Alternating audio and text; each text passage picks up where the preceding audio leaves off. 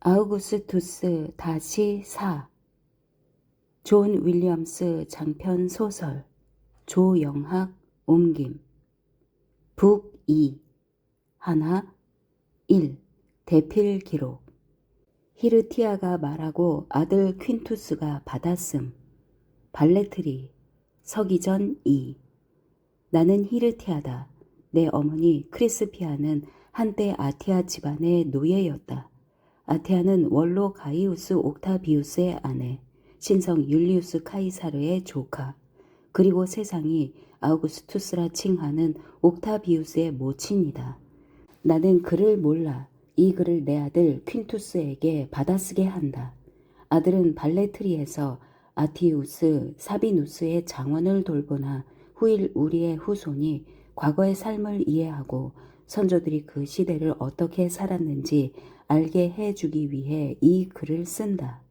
나는 이제 72살의 나이로 살 날이 얼마 남지 않았다. 신들이 내 눈을 영원히 감기기 전에 이 글을 마무리하고 싶다. 사흘 전 아들이 나를 로마로 데려가 내 눈이 흐려 빛을 잃기 전 다시 한번 내가 어릴 때 자란 도시를 볼 수 있게 해주었다. 그때 사건이 있었다. 그리고 그로써 머나먼 과거의 기억을 되살려내고 말았다. 다시는 돌아가지 못할 줄 알았건만 50여 년 전, 지금 세계의 주인이자 내 무지한 머리로 기억해내기엔 너무도 많은 직함을 받은 일을 보았다. 옛날에는 우리 타비우스라고 부르며 내 아들처럼 품에 안고 살았지만 그 얘기는 나중에 하기로 하자. 지금은 그보다 더 옛날 얘기를 하고 싶다. 어머니는 율리우스 가문에서 노예로 태어나 처음에는 놀이 상대로, 후에는 노예의 신분으로 아티아의 시중을 들었다. 하지만 충실하게 일한 덕에 어렸을 때 이미 자유를 얻었으며 덕분에 법적 자유인 히르티우스와 결혼도 했다. 아버지 히르티우스는 발레트리의 옥타비우스 영지에서 올리브 나무를 관리하였다. 내가 태어난 곳도 올리브숲 너머 언덕의 오두막집이었고 나는 19살이 되기까지 가문의 친절함을 누리며 살았다. 이제 발레트리로 돌아왔다. 행여 신들이 자비롭다면 어린 시절을 회상하며 이 오두막에서 죽고자 한다. 여주인과 그녀의 남편이 장원을 자주 찾지는 않았다.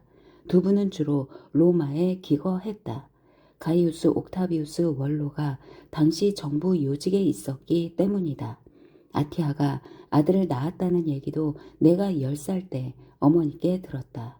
아이가 병약한 탓에 아티아는 도시에 악취와 매연을 떠나 시골에서 키워야겠다고 결심했다. 어머니도 얼마 전 사산 알을 낳은 터라 여주인의 아들에게 젖을 먹일 수 있었다. 어머니는 아기를 친자식처럼 품에 안았다. 내 어린 마음도 다르지 않았다. 아기를 키우는 꿈을 꾸기 시작한 것이다. 나도 어린 나이였지만 아기의 몸을 씻기고 포대기로 감싸고 첫 걸음마를 뗄 때는 손도 잡아주며 자라는 모습을 지켜보았다. 어린 시절 소꿉놀이에선 그가 내 타비우스였다. 내 타비우스가 5살 때 그의 부친이 마케도니아에서 오랫동안 체류하다 귀국해 며칠간 가족과 함께 머물렀다. 그런데 그가 곧 남쪽 놀라의 저택으로 이사할 계획을 세우는 바람에 겨울엔 우리도 그곳에 가서 합류하기로 했다. 문제는 우리가 떠나기도 전에 그가 갑자기 병에 걸려 숨을 거둔 것이다. 내 타비우스가 아버지를 알기도 전이었다. 나는 아이를 품에 안고 위로해 주었다. 지금도 기억하지만 아이는 어린 몸을 떨면서도 울지는 않았다. 타비우스는 4년을 더 우리 보살핌을 받았다. 그 사이에 로마에서 선생이 와서 가르치기도 하고 이따금 어머니가 찾아오기도 했다. 내가 19살에 내 어머니가 돌아가셨다. 내 여주인 아티아는 상을 마치고 의무에 따라 재혼한 뒤 아들을 로마로 데려가 성인으로 키워야겠다고 마음을 굳혔다. 그녀는 친절하게도 내 미래를 위해 영원히 부족하지 않게 살 만큼 넓은 땅을 맡겼다. 게다가 내 행복을 위해 그녀의 식솔 중 자유인과 결혼도 시켜주었다. 남편은 로마의 북쪽 무티나 인근의 산골 마을에서 양떼를 치며 검소하지만 부족하지 않게 살고 있었다. 이렇게 나는 소녀에서 여인이 되고 친동생처럼 키우던 아이와도 작별을 고했다. 소꿉놀이 할 때가 지난 것이다. 타비우스가 떠날 때 정작 울었던 사람은 나였다.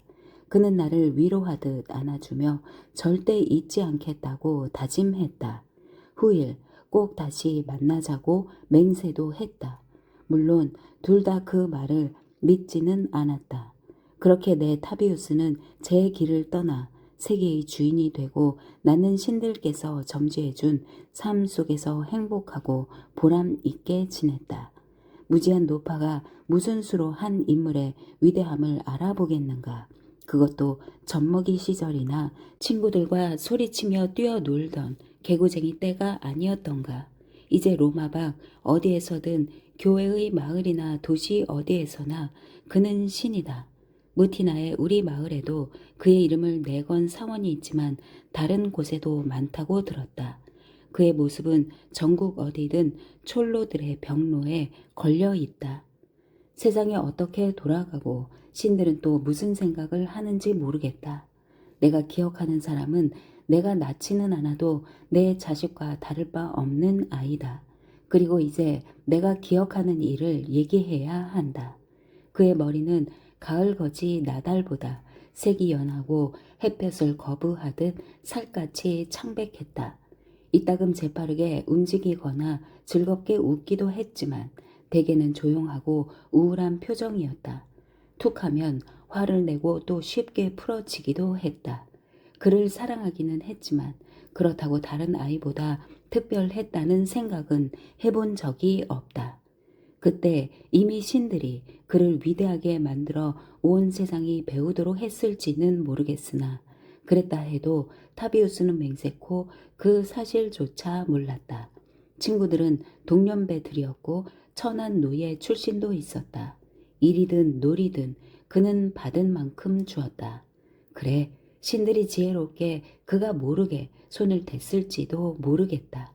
나중에 들었지만 태어날 때 경이로운 징조들도 있었다. 그의 모친이 태몽을 꾸기도 했다.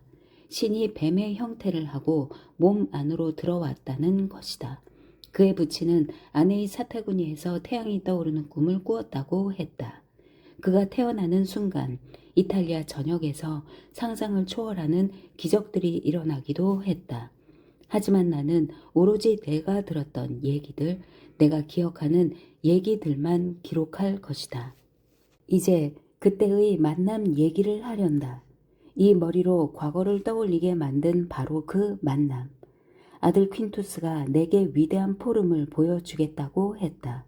아들은 종종 그곳에 나가 고용주를 위해 용물을 처리했다. 아들은 그날 동이 트자마자 나를 깨웠다.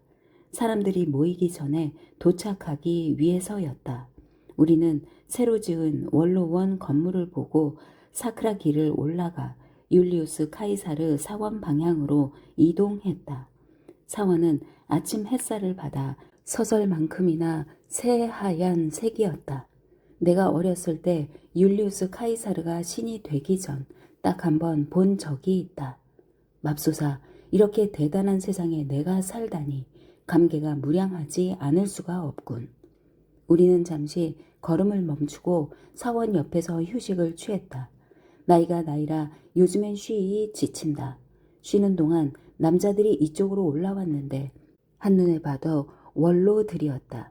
토가에 보라색 줄무늬를 하지 않았는가. 그 가운데 마른 사내가 하나 있었는데 내가 인사를 하자 가볍게 고개도 숙여주었다.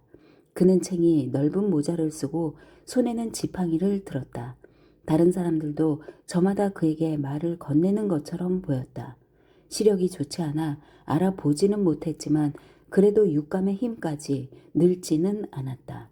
난 퀸투스에게 이렇게 속삭였다. 그분이야. 퀸투스가 미소를 지으며 되물었다. 그분이라뇨, 어머니? 그분, 내가 얘기했잖아. 옛날에 내가 돌봤던 주인님. 나는 목소리까지 떨렸다. 퀸투스가 나를 다시 보더니 내 팔을 잡고 좀 더 앞으로 나가 그가 지나가는 모습을 보게 해 주었다. 다른 시민들도 그를 알아본 터라 군데군데 물이 지어 있었다. 사실 말할 생각은 없었다.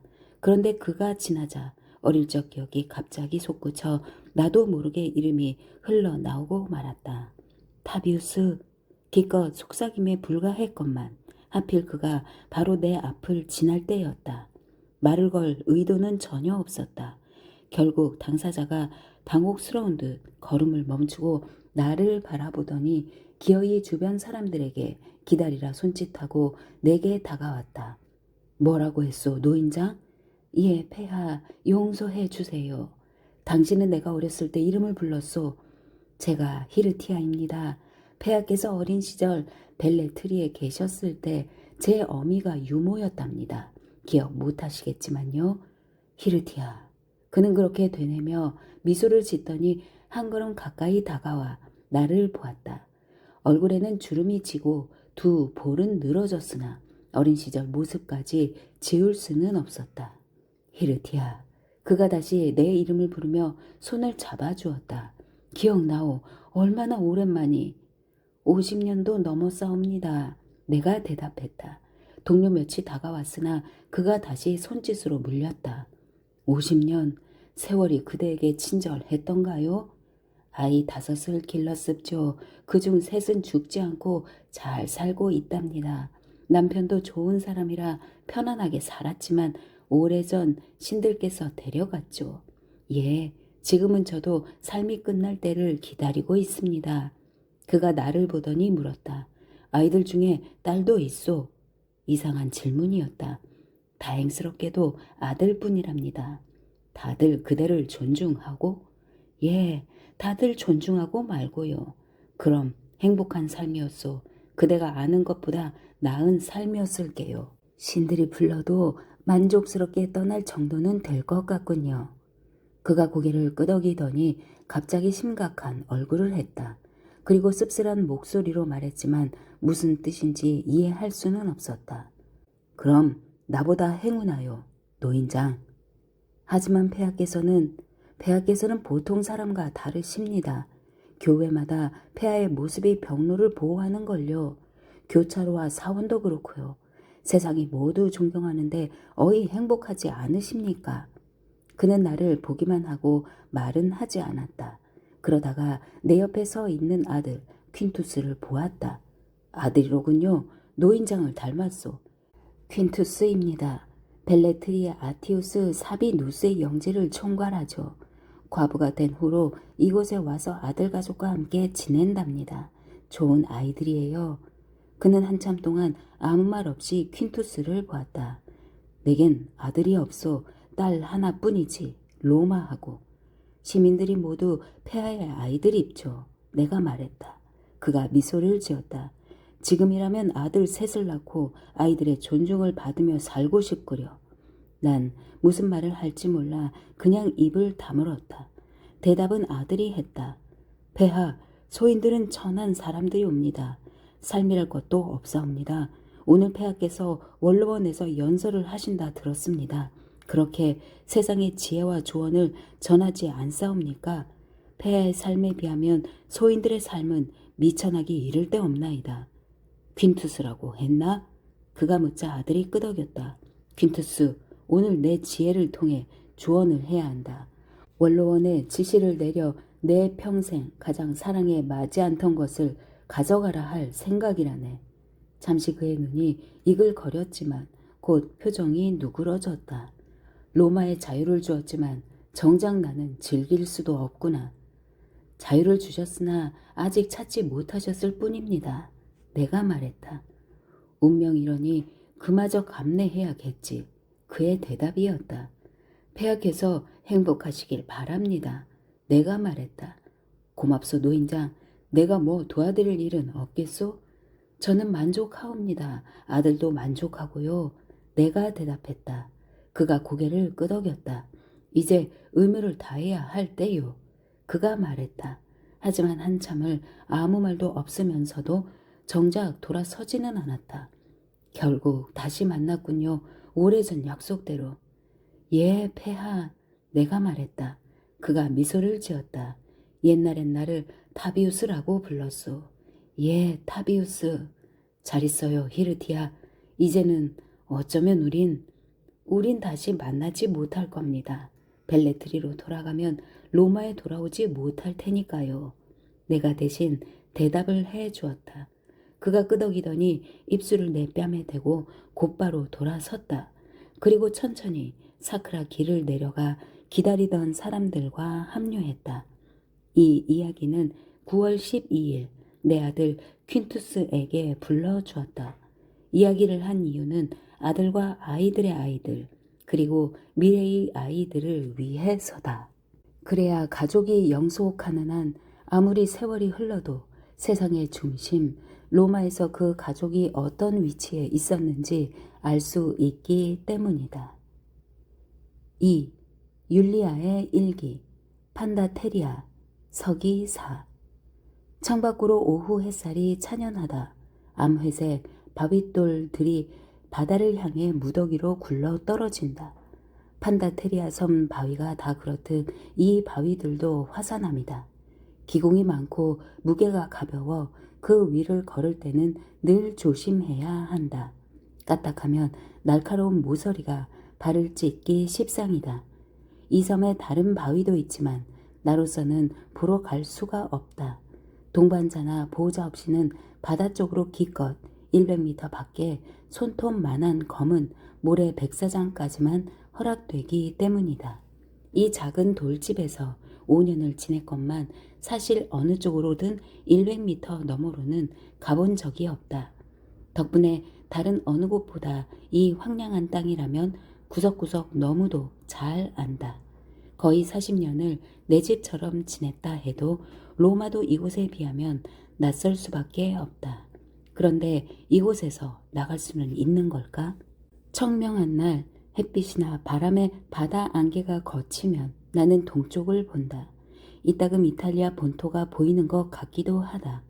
감미롭고 부드러운 바다 위에 나폴리가 떠 있는 모습도 본 듯하지만 거기까지는 자신이 없다. 어쩌면 이따금 수평선 위를 떠도는 검은 구름일지도 모르겠다. 하지만 무슨 대수랴. 구름이든 땅이든 어차피 더 가까이 가지 못할진데. 아래층 부엌에서 어머니가 하인한테 소리친다. 하녀도 단 한 명만 허락했다. 단지와 프라이팬이 쨍그랑거리더니 다시 고함소리. 지난 몇 년간 오후만 되면 일과는 이렇게 무의미하게 되풀이된다. 하녀는 벙어리다. 귀는 뚫렸으되 우리 라틴어를 알아듣는 것 같지도 않다. 그럼에도 어머니는 지치지도 않고 소리를 질러댄다. 그러면 감정이라도 전달이 되고 그러다 보면 언젠가 정신을 차리리라는 희망을 버리지 않기 때문이리라. 어머니 스크리보니아는 대단한 여성이다. 75이 얼마 남지 않았음에도 열정과 의지는 젊은 여자 못지않다. 나름의 질서로 주변을 통제하며 다녀도 결코 만족하는 법은 없다. 그래 봐야 단 한 사람한테만 적용하는 원칙이건만 세상이 원칙대로 움직이지 않는다며 원통해 하기도 한다. 나와 함께 이곳 판다테리아에 온 이유는 모성애 때문은 아니다. 그보다는 자기 존재에 대한 불만을 다시 한번 확인시켜줄 상황이 필요했을 것이다. 내가 어머니의 동반을 용인한 이유도 자포자기의 심정에서 비롯했겠다. 나는 어머니를 모른다. 어렸을 때 몇 번 보고 소녀 시절에는 더 보지 못했으며 성인이 된 후에는 공식 사교 모임에서만 만났을 뿐이다. 어머니를 좋아해 본 적도 없다. 그래도 5년을 강제로 가까이 지내니 한 가지 확신은 들었다. 어머니를 향한 감정이 전혀 바뀌지 않은 것이다. 나는 율리아 옥타비우스 카이사르 아우구스투스 황제의 딸이다. 이 글은 내가 43살의 나이에 쓴다. 이 글을 쓰는 목적이 있기는 하지만 아버지의 친구이자 옛 스승 아테노도루스라면 절대 허락하지 않았을 것이다. 오로지 나 자신의 만족을 위해 쓰기 때문이다. 그렇지 않다 해도 다른 사람이 읽게 될 일도 없겠지만 솔직히 그 밖에 다른 목적은 없다. 나를 세상에 설명할 생각도 없고 세상이 나를 이해해 주었으면 하는 바람도 없다. 이미 우리 둘 모두에게 관심이 없다. 이 육신으로 얼마나 더 살지는 모르겠다. 오랜 세월 그렇게 애지중지 공을 다해 몸을 가꾸었으나 삶의 황금기는 끝이 났다. 이제 학자답게 초연한 시각으로 반추하고 싶을 뿐이다. 아테노도루스도 언젠가 그렇게 말하지 않았던가. 내가 남자로 태어나고 황제이자 신의 딸이 아니었던들 학자가 되고도 남았다고. 하지만 오랜 습관의 힘이 얼마나 무서운지 지금도 이 일기 첫 구절을 쓰면서 그 누구보다 괴팍한 독자, 나 자신만 읽는다는 사실을 알면서도 이토록 머뭇머뭇 적절한 화제를 찾고 그 위에 논지를 덧붙이려 하지 않는가. 적합한 논지, 논지의 구성, 효과적인 배열, 심지어 일화들을 드러낼 문체까지 그 필력으로 진리로 이끌어야 할 상대도 나 자신이며 포기하도록 만들어야 할 대상도 나 외에 아무도 없건만 어리석다. 하지만 해가 될 것도 없겠다. 나는 하루 종일 글에 빠진다. 내가 머물러야 하는 이 섬, 해변 바위와 백사장에 부서지는 파도를 세듯.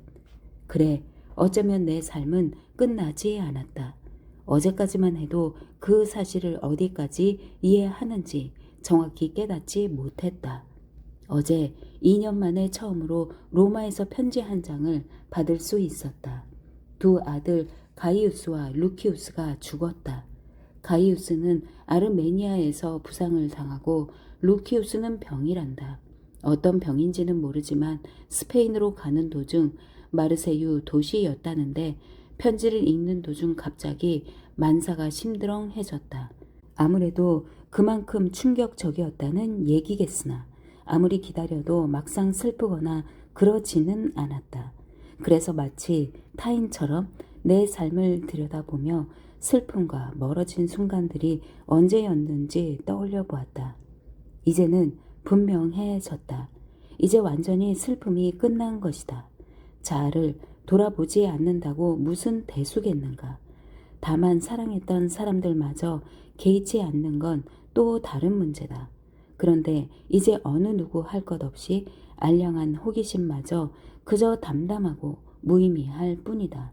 이 글에 그간 배운 장치들을 채택하는 이유도 이 위대한 무관심으로의 추락에서 벗어날 수 있는지 확인하고 싶어서일까? 아니, 그럴 개연성은 거의 없다. 그보다는 저 거대한 바위들을 밀어 비탈 아래 어두운 근심의 바다에 빠뜨리는 쪽이 쉽겠다. 심지어 내 의심에도 관심이 없지 않은가. 나는 율리아, 옥타비우스 카이사르, 아우구스투스 황제의 딸이다. 나는 루키우스 마르쿠스와 가이우스 사비누스가 집정관에 등극한 해 9월 3일 로마시에서 태어났다. 어머니는 스크리보니아이며 외삼촌은 섹스투스 폼페이우스. 다시 말해서 내가 3살 배기일 때 로마를 지킨다는 명목으로 아버지가 살해한 약탈자 해적이다. 이런 식의 시작이라면 아테노도루스라도 인정할 수밖에 없을 것이다. 불쌍한 아테노도루스. 3. 서한 서기전 39 발신 루키우스 바리우스 루푸스 로마 수신 푸블리우스 베르길리우스 마로 친애하는 베르길리우스 자네 병세가 더 나빠지지 않는다 들었네. 나폴리의 따뜻한 햇살이 그나마 효험이 괜찮나 보이. 자네 친구들이 안부를 전하라 더군.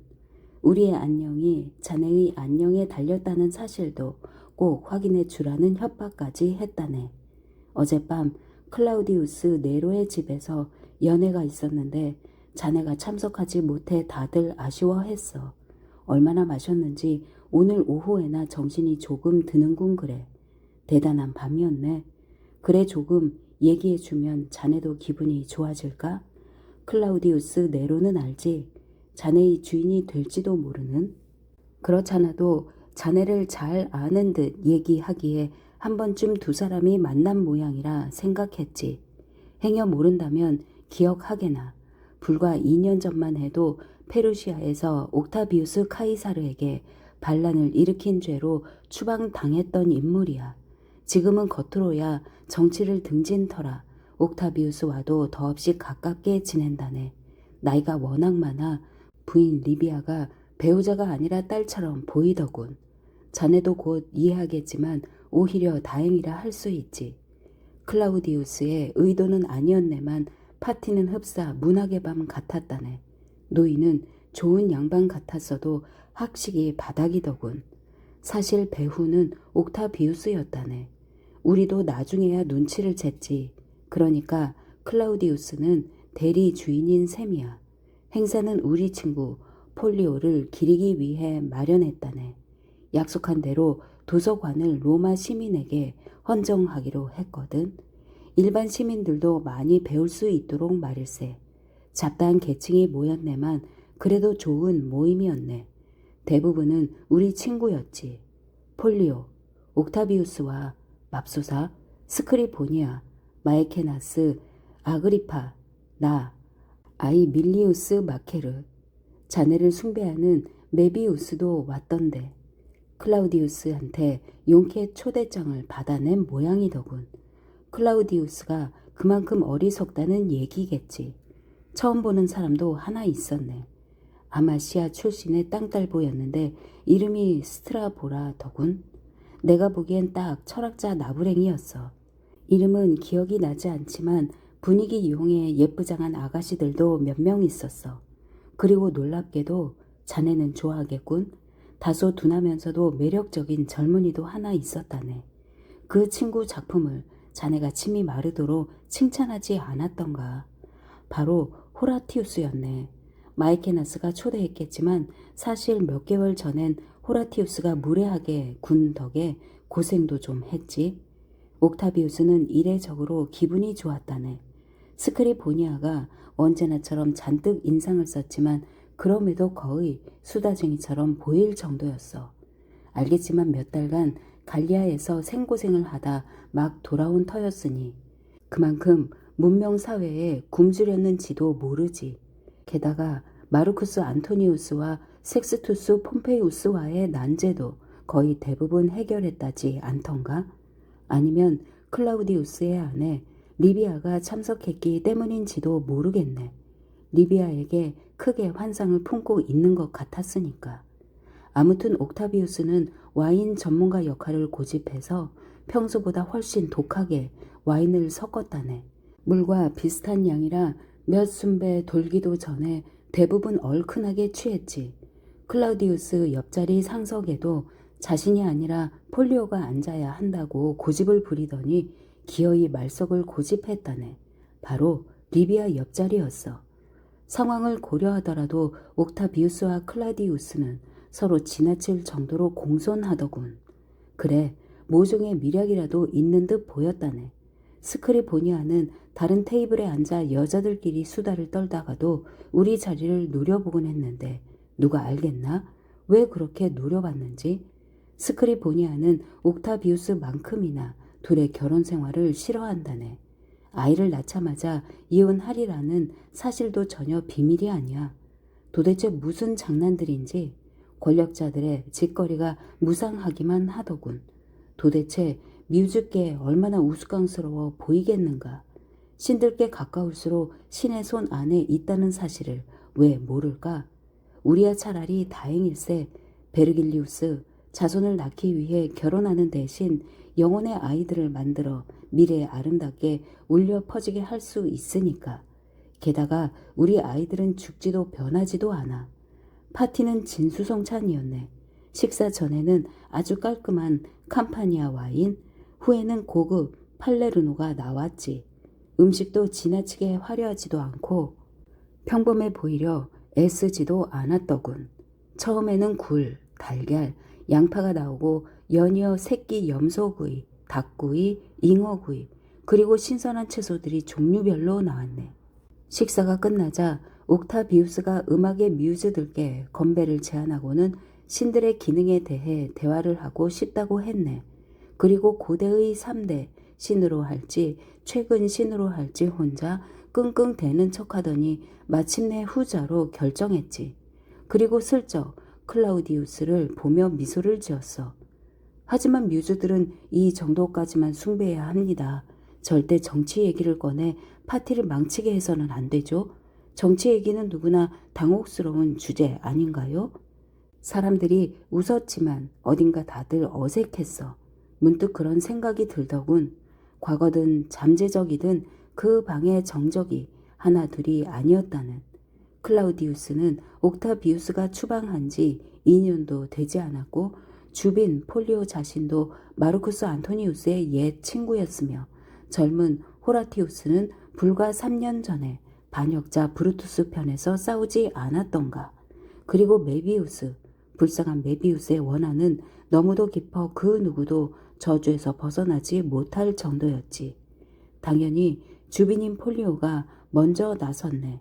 그는 옥타비우스에게 사과하듯 절을 하고는 기억의 뮤즈, 무네메를 선택해 찬양했어. 그는 인류를 하나의 몸에 비유하고 인류의 경험 총체를 그 몸의 정신과 비교한 뒤 자신이 로마에 세우고 있는 도서관 얘기를 꺼냈지.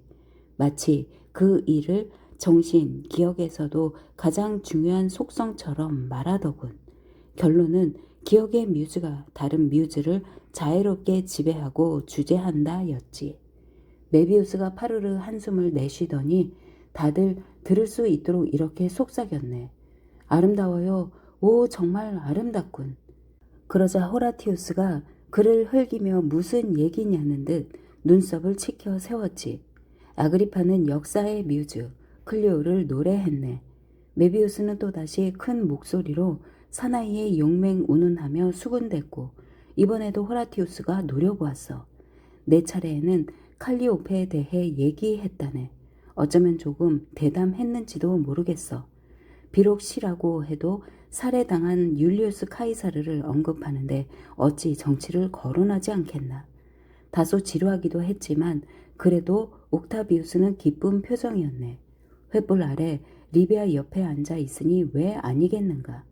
애초에 불가능했을 일을 가능하게 만든 것도 그가 저렇게 활기있고 즐거웠기 때문이었어. 옥타비우스는 메비우스에게 탈리아, 희극의 뮤즈를 부탁했네. 살짝 비아냥거림까지 비쳤지만 정작 메비우스는 자신한테 빠진 터라 눈치채지 못했지.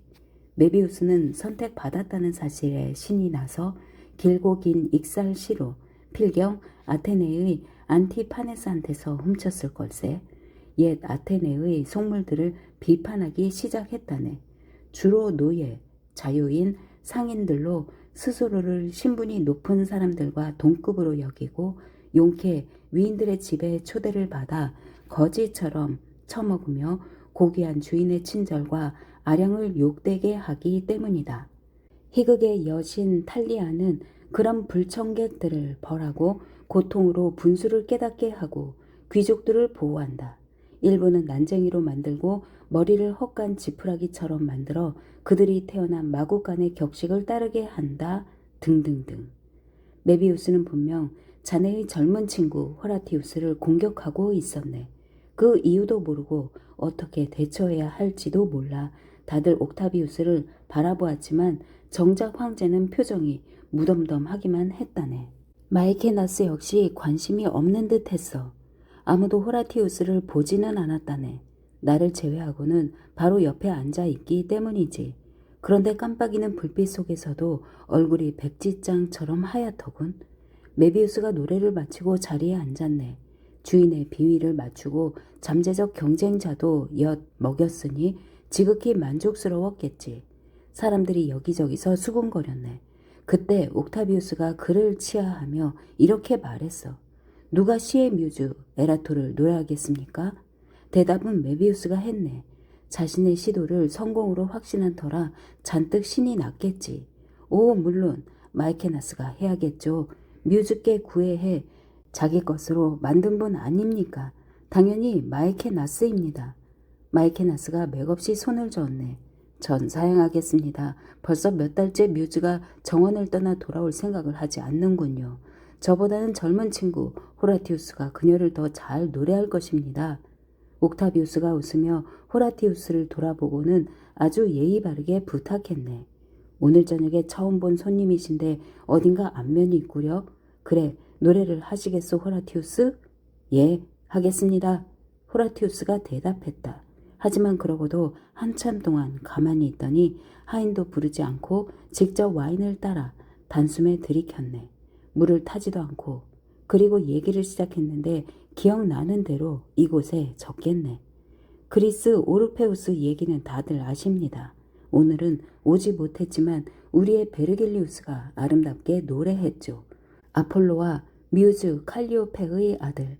신은 그를 남자답게 만들어 축복했죠. 황금 리라의 상속자로서 빛을 세상에 보내어 돌과 나무들까지 반짝이게 만들었습니다. 지금껏 인간들이 한 번도 보지 못한 아름다움이었죠. 그리고 에우리디케를 향한 사랑도 아시죠? 어찌나 순수하고 우아하게 노래했는지 에우리디케도 자신이 노래하는 사람의 영혼 속에 있다고 여기고 그를 찾아와 결혼을 했답니다. 그로 인하여 히멘이 그 누구도 상상 못할 운명에라도 빠진 듯 울어댔고요. 역시 아시다시피 에우리디케는 어리석게도 남편의 안전한 마법에서 벗어나는 바람에 결국 땅속에서 기어나온 뱀한테 걸려들어 삶의 빛에서 지하의 어둠으로 끌려 들어갔죠. 오르페우스도 비탄에 빠져 따라 들어갔습니다. 그리하여 상상 불가의 어둠에 두 눈을 고정한 채 노래를 불렀죠. 노래는 너무도 아름다워 빛이 되고 어둠을 밝혔습니다. 귀신들은 눈물을 흘리고 익시오는 두려움에 질려 바퀴를 돌리다가 우뚝 멈췄습니다. 어둠의 마귀들마저 마음이 약해져 에우리디케를 남편이 있는 빛의 세계로 돌려보내겠다고 약속도 했고요. 하지만 오르페우스의 눈을 가리고 아내를 돌아보지 않아야 한다는 조건을 붙였죠. 에우리디케가 그의 뒤를 따라갔지만 왜 오르페우스가 맹세를 깼는지 전설에도 이유는 나오지 않습니다. 다만 맹세를 어겼다고만 얘기하죠. 결국 뒤를 돌아보는 바람에 에우리디케가 다시 땅속으로 빨려들고 땅이 닫혀 더 이상 쫓아갈 수도 없었죠. 그 후 오르페우스는 슬픔을 노래합니다. 그러자 처녀들이 다가와 슬픔을 잊게 해주겠다며 유혹하죠. 오직 빛 속에서만 살아 그가 지금 어디에서 나왔는지 상상도 못하는 여자들이었습니다. 오르페우스가 제안을 거절하자 여자들은 화가 나서 악다구니를 썼습니다. 그리하여 노래는 고함에 묻히고 노래의 마법은 효험이 꺼지고 말죠. 여자들은 그의 몸을 갈갈이 찢어 헤브루스 강에 던져버렸습니다. 그의 머리는 잘린 채 말없는 노래를 계속 부르고 해변은 어디나 갈라지고 넓어져 노래하는 그의 머리가 안전하게 땅 없는 바다로 흘러나가게 해주었죠. 여기까지가 베르길리우스가 얘기하고 우리가 들었던 그리스의 오르페우스 이야기입니다. 정적이 방을 뒤덮었네. 호라티우스는 잔을 와인 단지에 담아 다시 한 잔을 마셨네. 신들은 지혜롭게 우리 모두에게 우리 삶을 들려줍니다. 다만 우리가 귀를 기울여야 들립니다. 전 지금부터 여러분께 또 다른 오르페우스 얘기를 해드릴까 합니다. 신과 여신의 아들이 아니라 아버지가 노예이고 어머니는 이름조차 없는 이탈리아 오르페우스죠. 그런 오르페우스를 비웃는 분도 있겠지만 그런 분들은 로마인들은 누구나 신에서 유래해 그 아들의 이름을 지니며 인간 여성으로부터 그녀의 인간성을 간직하고 있다는 사실부터 상기해야 할 겁니다. 머리 위에 지푸라기를 얹은 난쟁이도 마르스가 그렇게 사랑했던 이 지구에서 태어난다면 역시 신의 손길을 입었겠죠. 제가 말하는 오르페우스는 미천한 아비로부터 황금 리라가 아니라 횃불을 물려받았습니다. 아버지나 아들이 태몽처럼 가치 있는 인물이 된다면 자기 목숨이라도 주실 분이셨답니다. 이 젊은 오르페우스의 어린 시절은 그랬습니다. 부자와 권력자의 자제들과 마찬가지로 로마의 빛을 보았죠. 청년기에는 아버지의 보잘것없는 재산을 털어 지식의 본산지 아테네에서 들어왔다는 소위 온 인류의 빛도 보았습니다. 그가 사랑하는 연인은 여인이 아니었습니다. 그의 에우리디케는 지식이었죠. 그가 노래를 바치는 바로 그 세상의 꿈이었습니다. 하지만 세상에 비치자 지식의 꿈은 내전으로 어두워지고 말았답니다. 그리하여 젊은 오르페우스는 빛을 버리고 어둠 속으로 들어갔죠. 꿈을 되찾기 위해서요. 필리피에서는 노래마저 있고 어둠의 세력을 대변하는 자와 싸웠습니다. 그런데 신들이, 아니 마귀들일 수도 있지만 전 모르겠습니다. 그에게 겁쟁이의 재능을 주고 꿈과 지식의 힘이 아직 남았을 때 전장을 빠져나가라 부추기더군요. 절대로 뒤돌아보지 말라는 얘기도 덧붙였습니다. 하지만 신화의 오르페우스와 마찬가지로 그도 탈출하자마자 어둠을 돌아보고 말았답니다. 꿈이 증기처럼 시간과 상황의 어둠 속으로 사라졌죠. 그는 세상을 보고 자신이 혼자임을 깨달았습니다. 아버지도 재산도 희망도 꿈도 없었죠. 그제야 비로소 신들이 황금 리라를 주며 신들이 아니라 오르페우스 자신이 원할 때만 연주를 하라 지시하셨죠. 신들은 현명하면서도 가혹했습니다. 이제 그가 노래를 합니다. 전에는 하려고도 않았답니다. 트라키아 처녀들도 유혹하지 않고 매력을 드러내지도 않습니다. 그에겐 정직한 창녀만으로도 족합니다. 정당한 대가죠. 그가 노래를 할 때 목소리를 죽이기 위해 지저대는 건 세상의 개들입니다. 그가 노래를 할수록 개들도 늘어납니다. 개 짖는 소리에 맞서 노래를 하는 한 끝내 수족을 뜯기고 말겠죠. 그리고 우리 모두를 받아줄 망각의 바다에 던져지며 또 노래를 합니다. 자, 내 주인이시며 부자들이시여, 여러분께 시골 오르페우스에 대해 지루하게 늘어놓았습니다. 부디 그의 잔해로 포식들 하시옵소서. 친애하는 베르길리우스, 정적이 얼마나 오래 이어졌는지 모르겠네. 왜 사람들이 하나같이 입을 다물었을까? 충격? 두려움? 아니면 나를 포함해서 다들 진짜 오르페우스의 리라에 매혹된 걸까? 횃불들도 꺼질 듯 깜빡거렸네. 그리고 묘한 기분이 들더군. 우리 모두 정말로 호라티우스의 지하에 갇혀 있다가 이제 막 빠져나온 기분이었어. 그래서 차마 돌아보지 못했던 걸세. 메비우스가 꼼지락거리더니 신경질적으로 중얼댔네. 그래, 노골적으로 옥타비우스가 들으라고 하는 말이었지.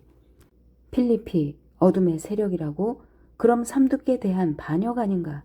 반역 맞잖아? 옥타비우스는 호라티우스가 얘기하는 동안 꼼짝도 하지 않다가 리비아 옆에 일어나 앉았네. 반역? 그건 반역이 아니오. 메비우스, 다시는 내 앞에서 그따위로 나불대지 마시오. 그가 카우치에서 일어나 호라티우스가 앉은 자리로 건너갔네. 호라티우스, 내가 자리를 함께 해도 되겠나?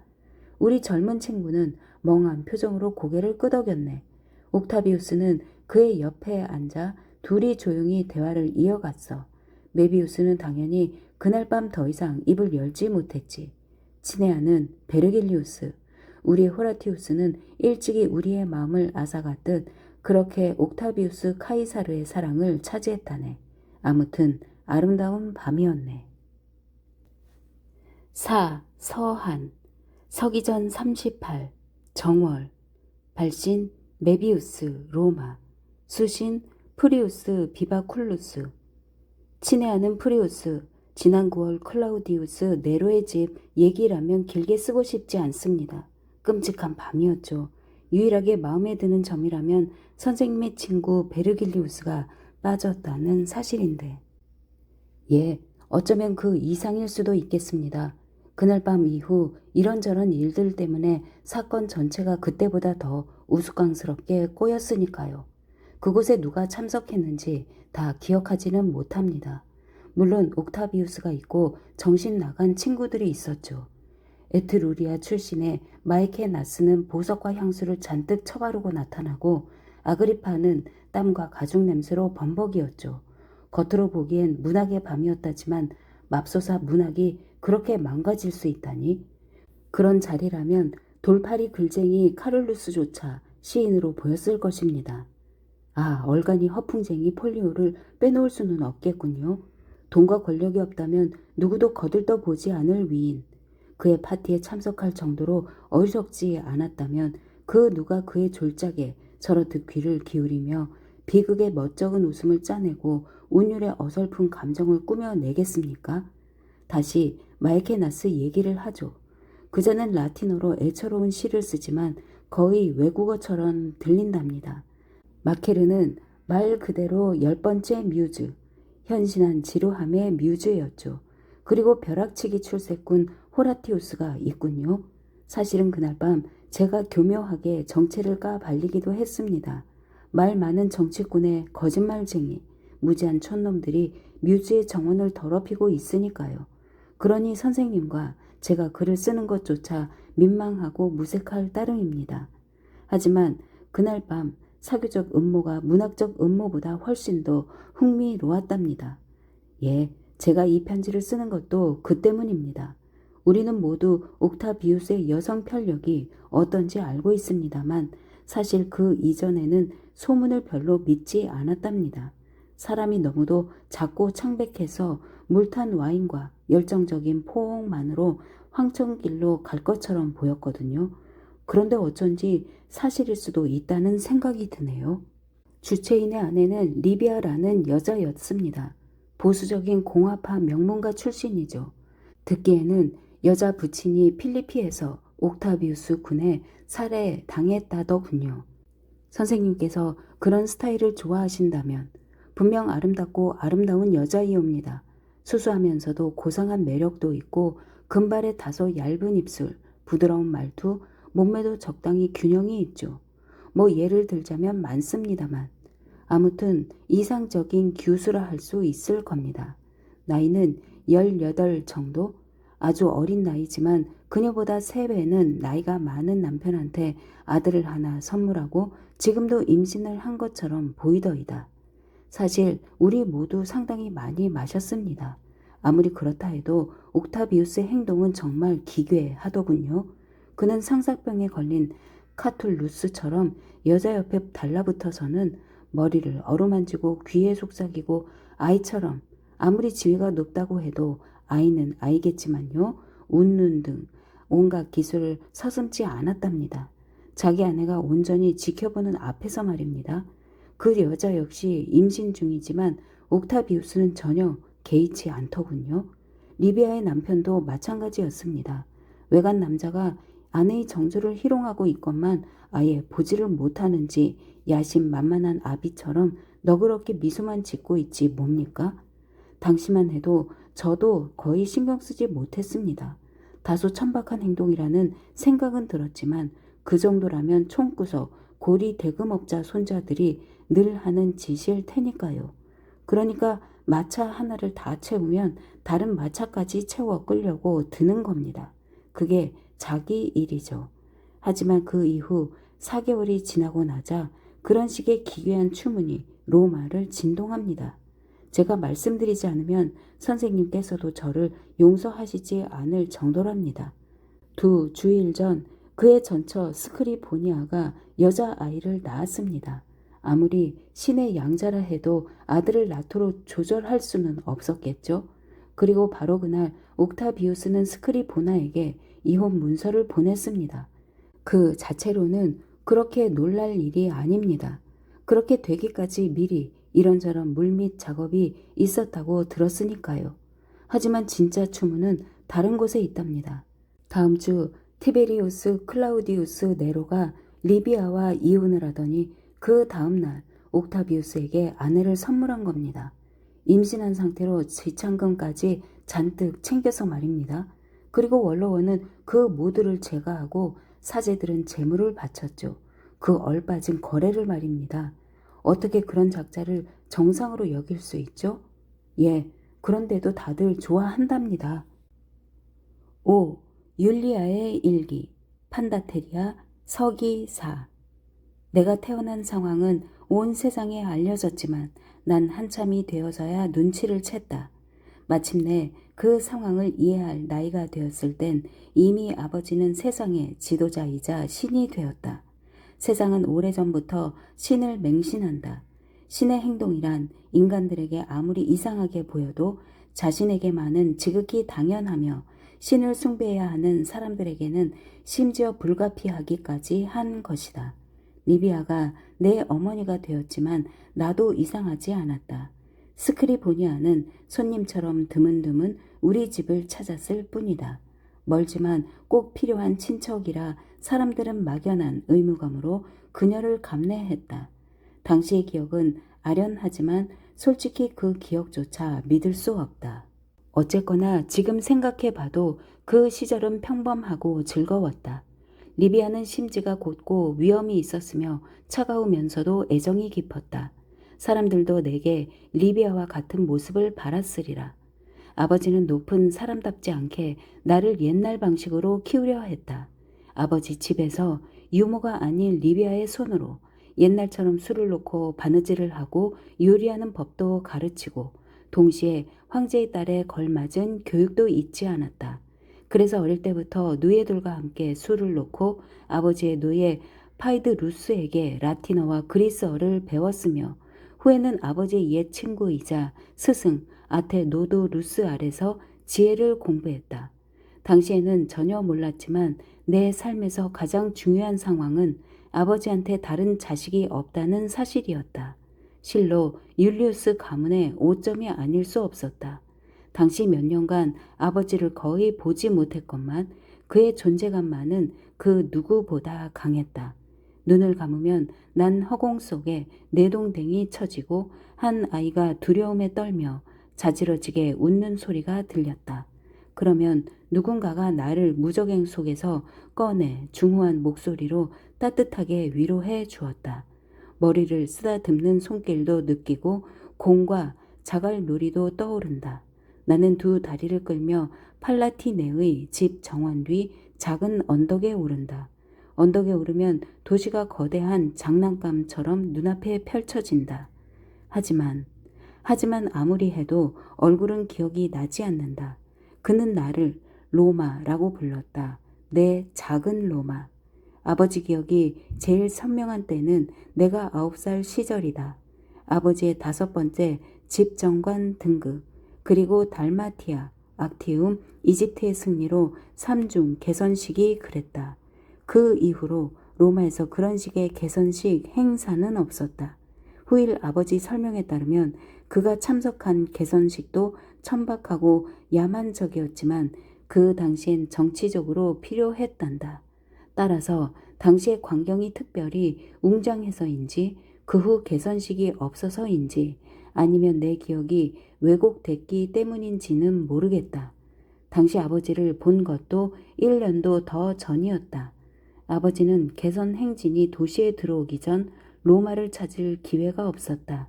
그래서 리비아와 나, 다른 아이들까지 도시 성문에서 그를 만나야 했다. 우리는 원로원 행렬에 호위를 받으며 상석에 앉아 아버지가 오기를 기다렸다. 나한테는 일종의 게임이었다. 리비아 말로는 행진에 참가하니까 얌전해야 한단다. 하지만 난 참지 못하고 의자에서 뛰어내려 굽이길 저 아래로 아버지가 오는지 확인했다. 마침내 그가 보였다. 나는 웃고 박수를 치며 달려가려 했는데 리비아가 붙잡았다. 아버지도 우리를 알아보고는 박차를 가해 앞으로 달려나왔다. 그가 나를 안고 웃어주었다. 리비아는 그 다음이었다. 아버지는 그런 사람이었다. 그가 보통 아버지와 같다고 생각한 것도 그때가 마지막이었을 것이다. 만난 것도 잠시 원로원의 법무관들이 아버지를 데려가더니 보라색과 금색 망토를 입힌 뒤 포탑이 달린 마차에 태웠다. 리비아와 나는 그 앞에 섰다. 마차는 천천히 포름을 향해 움직였다. 그때의 두려움과 실망은 정말 아버지가 곁에 서서 부드러운 손으로 어깨를 잡아주기는 했지만 사실 너무도 낯설기만 했다. 행렬 선두의 뿔 나팔과 트럼펫이 참전가를 불러댔다. 릭토르들도 월계관으로 장식한 도끼를 들고 천천히 앞서 나갔다. 그렇게 우리는 성 안으로 들어갔다. 사람들이 광장에 모여 있다가 우리가 지나가자 함성을 질렀다. 그 소리가 어찌나 크던지 뿔 나팔 소리는 아예 들리지도 않았다. 행렬은 마침내 포름에서 멈추었다. 그곳 역시 로마인들이 가득해 바닥에 돌이 하나도 보이지 않을 정도였다. 개선식은 사흘 동안 이어졌다. 나는 기회가 닿을 때마다 아버지에게 말을 걸었다. 아버지가 연설을 하고 제물을 바치고 선물을 받는 동안 리비아와 함께 내내 곁에 있었지만 기분으로는 아버지는 내게서 멀어지기만 했다. 나는 그제야 세상을 처음 보기 시작했건만 아버지는 벌써 저 깊숙이 들어가 버린 것이다. 그래도 나한테는 친절했다. 내가 뭐든 물으면 정말로 소중한 사람을 대하듯 대답도 해주었다. 한 번은 행렬 중에 그림을 하나 보았다. 금과 청동으로 장식한 마차 위에 어느 여인의 부조가 실물보다 더 크게 그려져 있었다. 여자 양쪽에 아이들이 누워 있었는데 다들 잠을 자는지 두 눈을 감고 있었다. 나는 아버지에게 누군지 물었다. 아버지는 한참 동안 나를 바라보다가 대답을 해주었다. 클레오파트라란다. 위대한 나라의 여왕이고 로마의 적이었지만 그래도 용감했어. 로마인의 조국을 사랑하듯이 자기 나라를 사랑했지. 그래서 자기 나라가 패배하는 걸 보고 싶지 않아 목숨을 버렸구나. 오랜 세월이 흘렀건만 지금도 그 상황에서 그 이름을 들었을 때의 이상한 기분을 기억한다. 물론 익숙한 이름이었다. 그 전에도 자주 들었다. 나는 그때 고모 옥타비아를 생각했다. 리비아와 함께 가게를 책임지고 있었는데 내가 듣기로 한때 죽은 여왕의 남편 마르쿠스 안토니우스 역시 죽었다. 와 결혼한 사이였다. 옥타비아 고모가 보살펴주는 아이들 생각도 했다. 나와 매일 뛰어놀고 일하고 공부하는 아이들. 마르켈 루스와 여동생 둘, 첫 번째 결혼의 열매. 그녀와 마르쿠스 안토니우스의 결혼에서 태어난 안토니우스 가문이다. 율리우스는 그 이전 결혼해서 낳은 아들이고 마지막으로 집안의 귀염둥이 소녀 클레오파트라는 바로 마르쿠스 안토니우스와 여왕이 낳은 딸이었다. 하지만 그 기이한 운명 때문에 가슴이 두근거리고 불안한 것은 아니었다. 당시에는 어떻게 표현할지 몰랐지만 분명 여자도 세계의 파도에 휩쓸릴 수 있으며 그로써 얼마든지 파괴될 수도 있다고 생각했을 것이다. 생전 처음으로. 1. 우편 행랑. 서기전 27. 갈리아의 옥타비우스에게 보내는 서한. 로마.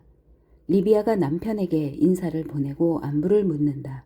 그의 지시에 따라 그가 관심을 보인 문제들 설명. 당신이 북쪽으로 떠나기 전 시작했던 일들은 지시대로 진행 중이에요. 플라미니아 가도 수리는 끝났어요. 마르쿠스 아그리파한테 지시한 일정보다 2주나 빨랐는데 그분이 다음 행랑에 자세히 설명할 겁니다. 마에케나스와 아그리파는 매일 저와 상의합니다. 호구조사도 당신이 귀국하기 전에 끝난다고 확인해 드리라는군요. 마에케나스 예상으로는 이번 개정세법 기준으로 볼 때 세수가 예상보다 훨씬 증가할 것 같답니다. 마에케나스가 전하라고 부탁한 얘기가 하나 더 있어요. 브리튼을 공격하지 않으시기로 하셨다니 다행이랍니다. 협상만으로도 그만큼 성과는 거둘 수 있고 또 협상이 실패한다 해도 원정 비용이 그간의 공물을 회수하는 것보다 크다고 하네요. 저도 당신 결정을 환영하지만 오로지 당신이 위험에 빠지지 않아도 되기 때문입니다. 편지는 간략하게 쓰겠습니다. 어차피 관계자들이 떠나기로 했으니 인편으로 더 자세하게 들으실 거예요. 더욱이 내게 듣고 싶은 소식은 이런 문제들이 아니겠죠?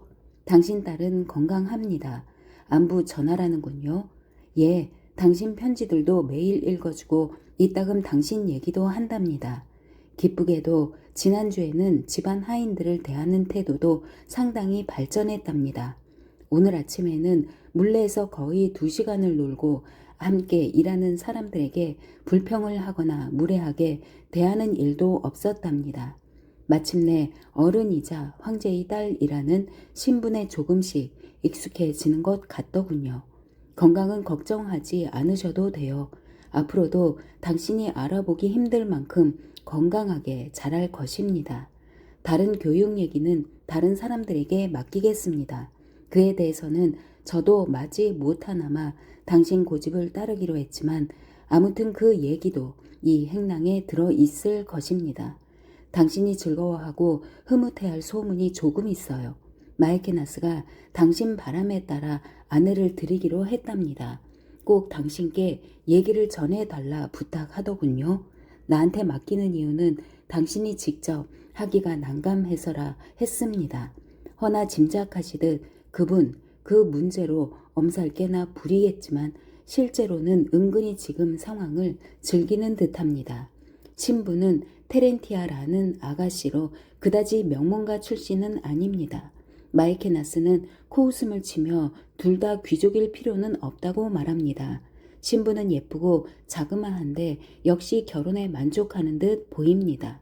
마이케나스의 성향도 완벽하게 파악해 그대로 이해하는 듯 하더군요. 당신도 마음에 드시리라 믿어요. 옥타비아도 인사를 보냅니다. 당신이 마르켈 루스한테도 똑같이 애정을 보여주셨으면 하시네요. 그녀는 마르켈 루스가 삼촌의 즐거운 동반자가 되리라 확신하고 있습니다. 저도 사랑을 보내며 당신이 티베리우스한테 똑같이 사랑을 보여주시기를 기원합니다. 로마의 가족들 모두 당신이 돌아오기를 손꼽아 기다립니다.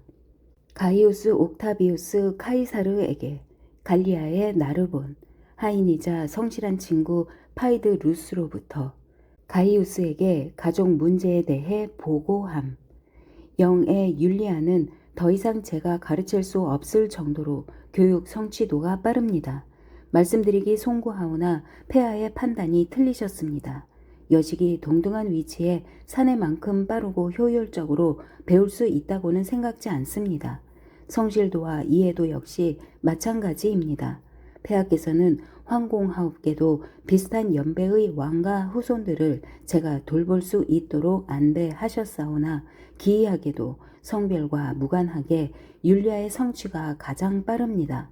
비록 11살의 나이임에도 저로서는 더 이상 가르칠 내용이 없사옵니다. 율리아는 그리스어도 쉽게 글을 쓰고 수사하게 기본 요소도 완벽하게 익혔습니다.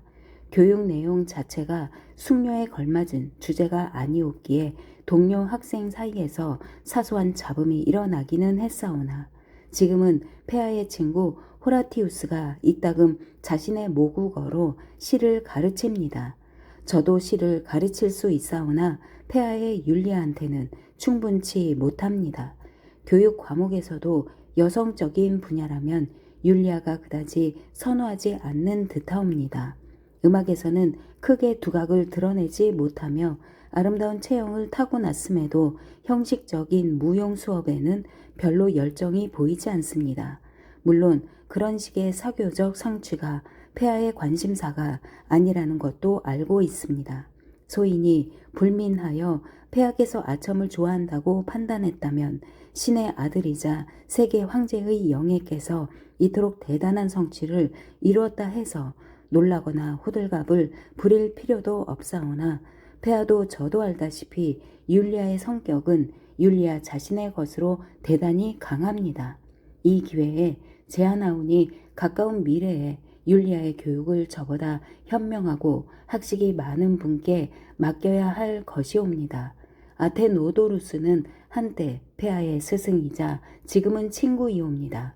그분이 율리아의 마음을 잘 읽고 잘 지내시는데 제가 주제넘게 제안하자 선뜻 동의까지 해 주셨습니다. 그분이 다른 문제로 직접 서한을 쓰시기로 했는데 그때 다시 이 문제에 대해 견해를 밝히실 것입니다.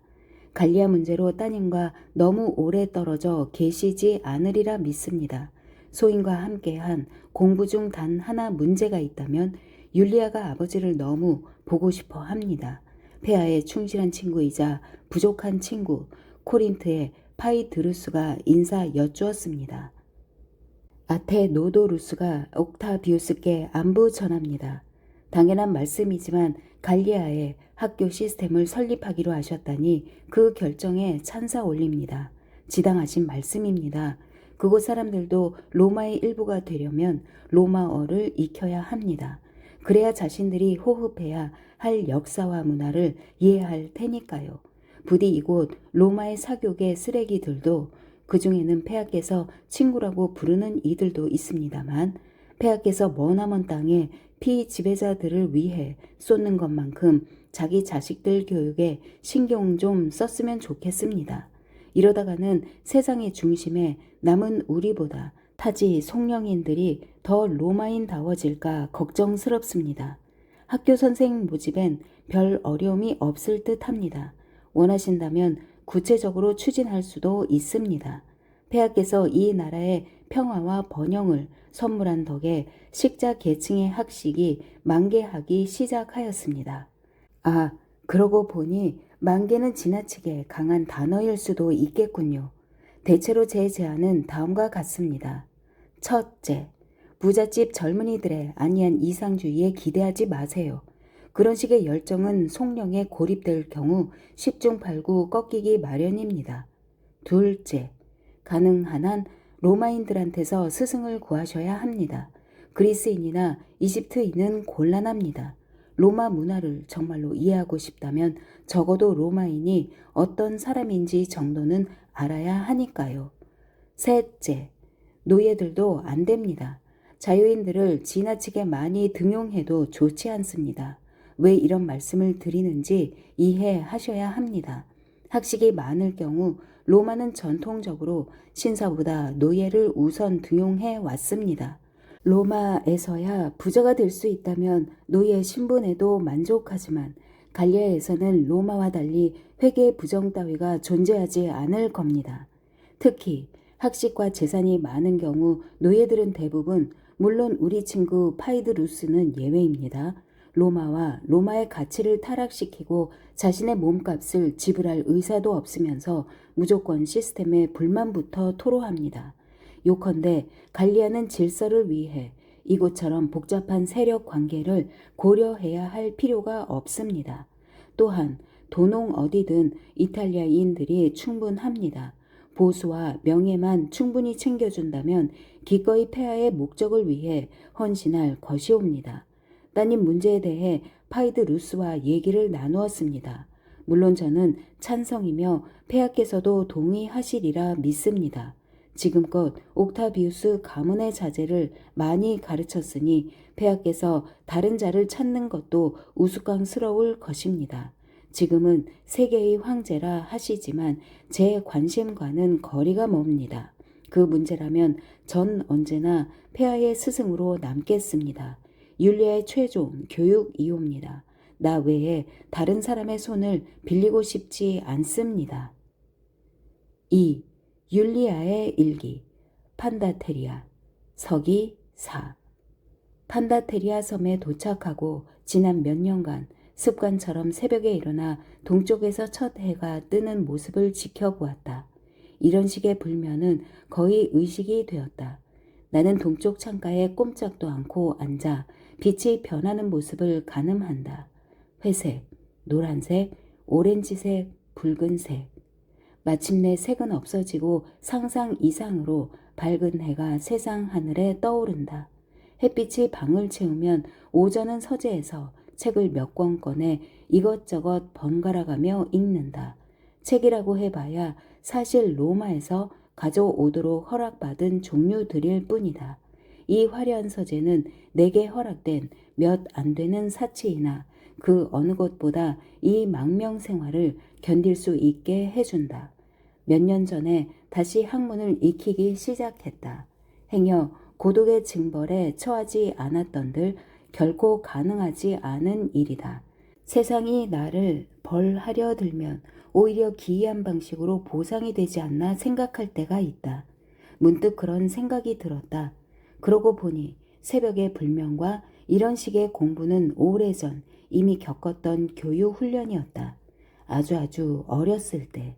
12살 때 아버지는 내가 유아교육 과정을 떠날 때가 되었다고 판단해 그 뒤로 그의 늙은 선생 아테노도 루스의 손에 맡겼다. 그 이전에는 리비아가 여자의 본분을 가르쳤고 그 밖에는 그리스어와 라틴어 읽기와 쓰기 연습 그리고 셈법이 고작이었다. 언어는 매우 쉬웠다. 산수도 쉬웠지만 재미는 없었다. 선생은 그 외의 시간을 내가 마음대로 쓰도록 허락해 주었으며 엄격히 따라야 할 일정 따위도 없었다. 하지만 아테노도루스는 나 자신, 가족, 그리고 로마 너머 세상을 볼 수 있도록 해주었다. 그는 언제나 엄격하고 가차가 없었다. 학생들은 몇 명 되지 않았다. 옥타비아의 수양 아들과 친아들, 리비아의 아들 드루수스와 티베리우스, 아버지의 이런저런 친척 아들들. 여자는 나 혼자였다. 제일 어리기도 했다. 아버지는 아테노도루스가 스승임을 나를 포함해 모두에게 분명히 전했다. 따라서 가문과 부모 권력에 상관없이 갖다부타 그에게 시비를 걸 사람은 없었다. 우리는 동이 트기 전에 일어나 아침 7시에 아테노도루스의 집에 모여 그 전날 숙제로 받은 호머와 헤시오드, 아이스킬로스의 시를 외워야 했다. 그 시인들의 문체로 직접 시를 짓기도 했다. 정오에 가볍게 점심 식사를 하고 나면 오후 수업을 받았다. 그런데 남자아이들은 수사학과 웅변을 연습하고 법을 공부했으나 선생은 그런 주제들이 나와는 무관하다며 다른 과제를 내주었다. 내가 선택한 주제는 철학 공부, 그리고 라틴어와 그리스의 시 해석이었다. 나는 특히 창작에 관심이 많았다. 오후 늦게 귀가하면 다시 리비아의 지도하에 가게의 의무들을 수행해야 했다. 처음에는 해방감을 느꼈지만 그 일들도 점차 따분해졌다. 내 몸이 점점 어른스럽게 변하기 시작할 무렵 마음도 변하기 시작했다. 과거에는 상상도 못했던 환상이 자라기 시작한 것이다. 후에 친구가 된 아테노도루스와 자주 대화를 나누었다. 그때 처음 알았는데 로마는 실용적이지 않으면 그 어떤 학문도 경시하는 풍조가 있었다. 언젠가 그가 그런 말도 했다. 내가 태어나기 100년도 더 전에 문학과 철학 선생들이 원로원 포고령에 따라 모두 로마에서 추방당했단다. 세상에 어떻게 그런 일이 가능했을까? 그래도 그때는 행복했다.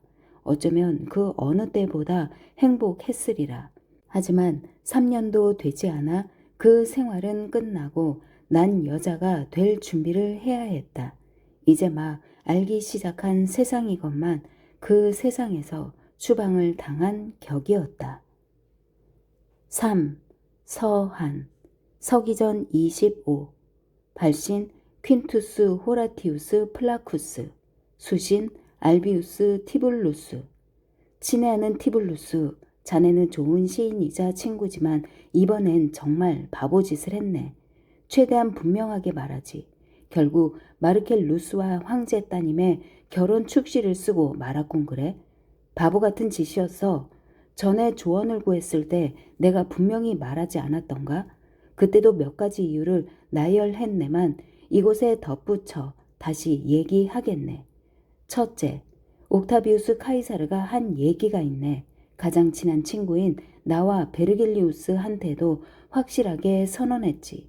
요컨대 직접이든 간접이든 누구든 자기 가족의 개인사를 시에 언급할 경우 가만두지 않겠다는 경고였어.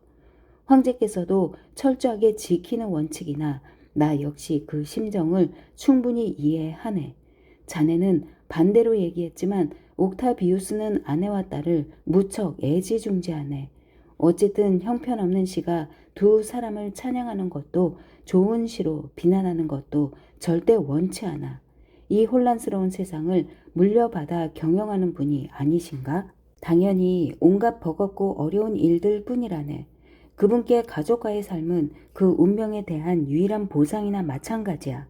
자네 같으면 위태롭게 만들고 싶겠나? 두 번째, 자네의 재능이 어디에 있는지 착각하고 있네. 자네는 이런 주제로 좋은 시를 쓸 위인이 못돼. 여자친구들을 그린 시야 칭찬했지만 자네 친구이자 사령관인 메살라를 찬양했을 때 어디 내가 좋아하던가? 위험한 주제를 무덤덤한 시로 다루다니 그야말로 어리석은 짓이야. 그리고 세 번째, 재능을 10분 활용해 다른 분야에도 적용해 보겠다고? 아니, 자네가 편지에 암시한 몇몇 태도를 볼 때 아무래도 그만두는 쪽이 낫겠네. 주제의 가치를 확신하지도 못하면서 어찌 좋은 시를 쓴단 말인가? 그 어떤 시인도 불안감을 쉽사리 떨쳐내지는 못한다네. 아니, 신념이 부족하다고 자네를 힐난하자는 게 아니야. 그보다는 자네가 어서 빨리 그 사실을 깨우쳤으면 좋겠군 그래. 행여 내가 그런 시를 써야 한다면 나 역시 자네처럼 자신이 없을 걸세. 물론 난 절대 사양하겠네. 황제가 딸을 대할 때 어딘가 살갑지 않다고 했던가? 그리고 국가의 목적을 위해 딸을 이용하고 있다고? 후자는 맞지만 전자는 잘못 짚었네. 옥타비우스 카이사르를 안 지 벌써 10년도 더 지났네. 황제는 내 친구고 실제로도 동등한 위치에서 서로를 대하고 있네. 친구들이 다 그렇지만 나도 칭찬할 때는 칭찬을 하고 미심쩍다 싶으면 자연스럽게 의문을 제기한다네. 물론 비판할 일이 있으면 당연히 비판을 했지. 그것도 공개적이고 언제나 내 의지에 따랐네. 그래도 우정의 상처를 입은 적은 한 번도 없어. 따라서 이 문제 또한 언제나처럼 거리낌 없이 말할 테니 자네가 이해하게. 옥타비우스 카이사르는 자네가 생각하는 것보다 훨씬 더 딸을 사랑하네. 잘못이 있다면 오히려 딸을 향한 사랑이 너무 깊은 데 있어. 황제의 딸의 교육에 대해서도 크게 신경을 썼어. 보통의 아버지들이 아들을 대하는 것보다 훨씬 더 많이. 자수, 바느질, 노래, 리라 연주 따위의 얘기가 아니야. 문학도 여자들이 학교에서 배우는 식의 겉핥기와는 거리가 멀었다네. 율리아의 그리스어는 부침보다 훌륭하고 문학 지식은 혀를 내두를 정도네. 게다가 아테노도루스한테서 수사학과 철학을 수학했어. 그가 누군가? 지혜와 학식이라면 우리도 한 수 접는 분이 아니신가. 지난 몇 년간 로마를 그렇게 자주 비웠지만 황제는 일주일이 멀다 않고 따님 율리아에게 편지다발을 보냈다네. 나도 그중 몇 통 읽었네만 딸을 향한 관심과 친절은 정말 감동적이더군. 드물게나마 집과 가족에게 돌아갈 기회가 생기면 그분은 지나칠 정도로 딸과 함께 시간을 보냈네. 딸 앞에선 지극히 단순하게 행동하고 마냥 즐거워했지. 한 번은 함께 굴렁쇠 굴리는 모습을 보았는데 그때는 황제도 정말 어린애 같았어. 목마를 태우거나 숨바꼭질도 하고 심지어 티베르 강둑에서 함께 낚시하는 모습도 보았지. 작은 물고기가 걸리자 정말 해맑게 웃으시더군. 한 번은 둘이 나란히 집 뒤에 들판을 산책했는데 야생화를 꺾어 저녁 테이블을 장식하셨지. 시인으로서 영혼에 일말이나마 의심이 남았다면 나로서도 어쩔 도리가 없네만 인간으로서 마음에 남은 의심이라면 없애줄 수 있네. 다른 아버지가 딸을 위해 마르켈루스만큼 돈 많고 미래가 창창한 젊은이를 남편으로 점지해 준다면 물론 그 통찰력과 배려에 자네도 당연히 박수갈채를 보냈겠지. 이 경우 율리아의 젊음 또한 또 다른 종류의 근심거리가 아닐 수 없네. 그 아가씨, 자네가 델리아로 위장했던 아가씨의 말일세. 자네가 처음 그녀의 정조를 공격했을 때 나이가 어떻게 됐던가? 16? 17? 아니 더 어렸던가? 그래, 친애하는 티블루스. 그 시를 쓰지 말라고 충분히 알아듣게 조언했어. 다른 주제도 다른 장소도 얼마든지 있지 않은가? 황제를 계속 존중하고 싶다면 지금처럼 델리아류의 시에 천착하게나. 좋은 시들이니까. 옥타비우스도 그 시들을 읽고 좋아했지. 자네야 믿기 어렵겠지만 그도 시를 읽는다네. 게다가 찬사가 들어간 시보다 잘 쓴 시를 더 좋아해. 4. 율리아의 일기. 판다테리아. 서기 4. 평생 남편이 셋이지만 내가 사랑한 이는 없다. 어제 아침 무슨 얘기를 적나 고민하다 이렇게 문장을 적고 의미를 곰곰이 생각해 봤다. 솔직히 무슨 뜻인지 모르겠다. 그저 인생 후반에 불현듯 그런 의문이 생겼다는 것뿐이다. 이제 그마저도 중요하지 않지만 시인들 말이 맞는다면 젊음은 피가 뜨겁게 들끓는 나날이다. 사랑하는 시간이자 열정의 순간이다. 그러다가 세월이 흐르면서 지혜로 냉수 목욕을 하면 젊음의 열병이 치유된다 했던가? 다 개소리다. 인생이 종국에 달해 더 이상 사랑을 잡을 수 없을 때까지 난 사랑이 뭔지 알지 못했다. 젊음은 무지하고 열정은 모호할 뿐이다. 처음 결혼은 14살 때였다. 남편은 내 사촌이자 고모 옥타비아의 아들 마르켈루스. 아마도 그 결혼은 나를 포함한 여성 일반의 무지의 척도였으리라. 당시만 해도 그런 식의 결혼은 지극히 일상적이었다. 옛날부터 마르켈루스는 옥타비아와 리비아의 다른 아이들처럼 집안의 낯익은 풍경에 속했다. 그와 함께 자랐지만 그를 알지는 못했다. 거의 30년이 지난 지금은 그가 어떻게 생겼는지조차 기억하지 못한다. 키가 컸던 것 같기는 하다. 옥타비우스 가문답게 머리카락은 금발이었다. 그래도 편지 한 통은 기억한다. 아버지가 내 결혼을 알리는 편지. 그 어조도 기억한다. 마치 낯선 사람을 대하듯 장황하고 어색한 글. 전혀 아버지답지 않은 편지였다. 편지는 스페인에서 왔다. 아버지도 거의 1년 동안 국경의 반란을 진압하느라 바쁜 와중이었다. 마르켈 루스는 당시 17의 나이로 아버지 밑에서 복무 중이었으며 아버지는 그의 굳은 심지와 충성심에 매료됐다고 적었다.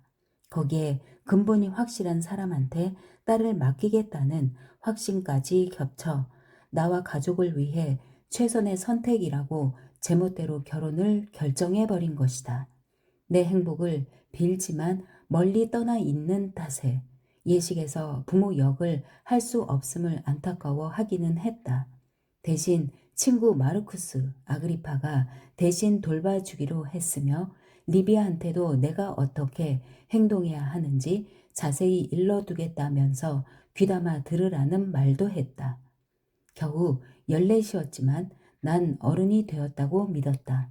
그렇게 믿도록 교육을 받았고 결혼도 했다. 세련되고 얌전하게 행동해야 한다는 생각에 정말로 세련되고 얌전하게 보이려 애를 쓰기까지 했다. 이제 발을 내디뎌야 하건만 세상에 대해 하나도 알지 못했던 것이다. 마르켈 루스는 끝내 낯설었다. 스페인에서 돌아온 후에도 대화는 언제나처럼 무덤덤했고 결혼 준비도 타인의 몫인 양 우리와 무관하게 흘러갔다. 다만 지금에야 깨달았지만 절대 우리와 무관한 삶이 아니었다. 예식은 전통 혼례로 치렀다. 마르켈 루스가 증인 앞에서 내게 선물을 주고 스페인에서 가져온 상하 상자인데 진주들로 장식했다. 나도 관례에 따라 인사를 했다. 결혼 전날 밤 어린 시절의 장난감과 작별을 했다. 하인들이 가져다 태워 가문의 신들께 바칠 것이다. 그날 밤 늦게 리비아가 내 머리를 6갈래로 따아 하얀 양모띠로 묶어주었다. 내가 어른이 되었음을 선언하는 의식이다.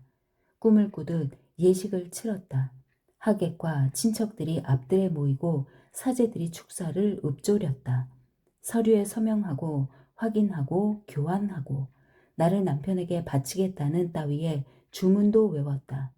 저녁 시간 피로연이 끝난 후 의례에 따라 리비아와 옥타비아가 내게 예복을 입혀 마르켈 루스의 방으로 데려갔다. 사실 그때까지도 앞으로 어떻게 될지 전혀 이해하지 못했다. 마르켈 루스는 침대 맡에 앉아 하품을 했다. 신부의 꽃들이 바닥에 아무렇게나 흩뿌려져 있었다. 늦었다, 자자. 마르켈 루스는 그렇게 말했다.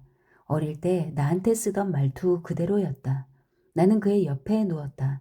돌이켜보면 가볍게 떨기도 했던 듯 싶다.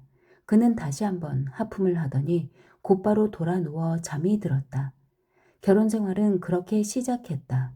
결혼 후 2달이 흐를 때까지 근본적으로 달라진 것은 전혀 없었다. 그리고 이미 말했듯 그를 거의 기억하지 못한다. 기억해야 할 이유도 없지만. 5. 서한 서기전 25 발신 리비아 수신 옥타비우스 카이사르. 리비아가 사람과 안부를 전합니다.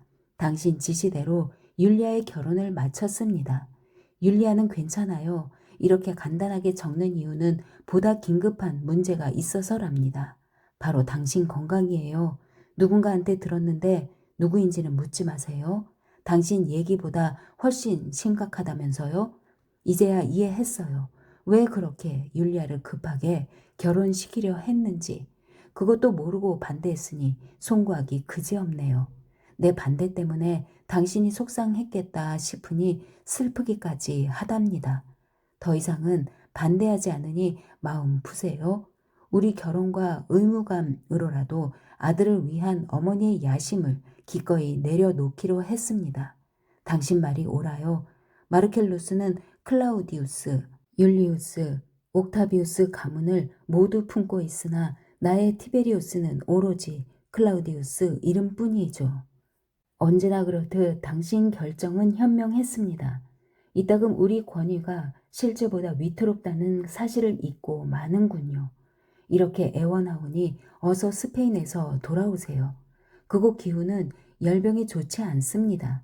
환경도 열악하니 제대로 치료받기도 쉽지 않겠죠. 이 문제에 대해서만은 당신 주치의도 동의했어요. 제 바람에 전문적인 지원까지 더해 주었답니다. 마르켈루스는 이번 주 내에 그곳으로 떠날 겁니다. 옥타비아도 안부 여쭈며 아들의 안전을 부탁한답니다. 당신 아내도 사랑을 보내며 어서 건강하시기를 기도하고 아들 티베리우스의 안부도 여쭙니다. 부디 로마로 돌아오세요. 6. 서한 서기전 23 발신 퀸투스 호라티우스 플라쿠스 수신 푸블리우스 베르길리우스 마로 나폴리. 친애하는 베르길리우스 형, 최대한 빨리 로마로 돌아오셔야겠소. 스페인에서 돌아온 이후 그의 건강이 더 나빠져 지금은 아주 위중하다오. 열이 내리지 않아 침대에서 일어나지도 못하고 체중은 줄고 살갗은 처져 마치 막대기에 천을 걸쳐놓은 것처럼 보이더이다. 겉으로야 아무렇지도 않은 척했지만 아무래도 숨을 부지하기가 쉽지는 않겠소. 그를 속일 수도 없어요. 어차피 살 날이 멀지 않다고 생각할 터이니. 이미 집정관 파트너에게 군사와 세입 장부를 맡기고 마르쿠스 아그리파에게는 인장을 넘겨 적절한 인물이 왕위를 이을 수 있도록 했다오. 지금은 의사와 측근, 가까운 가족만 입회가 허락되나 무거운 정적만이 침실을 가득 채우고 있구려. 마치 마지막 순간이라도 지금껏 가장 소중히 생각했던 사람들만 곁에 두고 싶어 하는 듯하오. 마이케나스와 나는 팔라티네의 사택에 머물러 있소. 가까이 있어야 그가 도움이나 문안을 청할 때 소용이 되지 않겠소? 지금 리비아가 돌보는 중인데 그가 늘 말하듯 워낙에 신중하고 성실한 분이시더군요. 율리아는 곁에 있을 때는 어떻게든 재롱으로 그의 마음을 풀어주다가도 곁을 떠나면 너무도 처절하게 운다오. 그와 마이케나스는 젊은 날을 즐거이 회상하는데 아그리파는 그 강인한 양반이 쉽사리 감정을 통제하기 어려운 모양이요. 자신을 다그치지도 못하고 또 직접 말도 안 하지만 그분도 형이 오기를 원한다오. 이따금 기운이 없어 가족과 대화가 어려울 때면 나한테 우리 시를 읽어달라 부탁도 하더이다. 황제의 애송시들 말이오. 어제는 몇 년 전 이집트군을 무찌르고 사모아에서 돌아왔을 때를 회상하더군요. 그 가을 화려한 개선식이 있지 않았소? 예, 그때는 우리 셋이 함께 있었고 형이 그에게 탈고한 게오르기 칼을 읽어주었소. 그가 이렇게 말하는데 아주 차분하고 자기 연민 따위는 없었소. 내가 죽어서 제일 안타깝다면 저 양반씨가 완성되는 모습을 보지 못하는 일이 될게요. 우리 도시의 건설을 송시로 만든다고 했죠. 이 말을 들으면 그가 기뻐할까요? 난 말문을 열 수가 없었다오. 물론입니다, 친구요. 그럼 그렇게 전해줘요. 폐하께서 회복하시면 전하겠습니다. 난 그렇게 대답했소. 그가 미소를 지었는데 도저히 참을 수가 없더이다. 나는 잠시 양해를 구하고 방을 나와야 했소. 알다시피 시간이 별로 없소. 고통은 없고 정신도 그대로이지만 의지는 몸과 함께 죽어가고 있으니 이번 주 내에 상황이 호전되지 않으면 의사는 안토니우스 무사라는 자인데 명성은 높지만 별로 신뢰가 가지 않는구려. 최후의 치유책을 시행하겠다고 떠들고 있소. 그 지경이 되기 전에 형이 어서 그를 만나야겠소. 7. 주치의 안토니우스 무사의 의료 지시서. 서기전 25. 욕탕 준비. 지시한 시간에 옥타비우스 카이사르 황제 처소에 얼음 150kg을 배달할 것. 얼음은 캄파니아 길. 아시니우스 폴리오의 창고에서 구할 수 있으나 반드시 주먹 크기로 잘라 앙금 없는 조각들만 사용할 것. 얼음 25조각을 욕탕에 넣은 뒤 20cm 깊이로 물을 부어 모두 녹일 것. 연고 준비. 전용 분말 반 리터에 겨자씨 분말을 2스푼 추가하고 다시 최고급 올리브 기름을 2리터 부어 비등점 바로 아래 온도로 가열한 뒤 정확히 체온 수준으로 감온할 것. 환자 준비. 환자는 머리를 제외한 신체 부위를 모두 물속에 잠기게 할 것. 그리고 천천히 백을 센 다음 환자를 꺼내 염색하지 않은 양모 담요로 감쌀 것. 담요는 가열한 자갈로 미리 데워 놓아야 함. 환자가 흠뻑 땀을 흘릴 때까지 기다렸다가 온 몸에 준비한 연고를 바를 것. 그리고 빅욕을 재개하되 역시 얼음을 충분히 넣어 원래의 냉기를 유지해야 함. 환자는 이런 식으로 4차례 반복 치료한 뒤 2시간 정도 휴식을 취하며 이 과정을 환자의 열이 가라앉을 때까지 지속함. 8. 율리아의 일기. 판다테리아. 서기 4.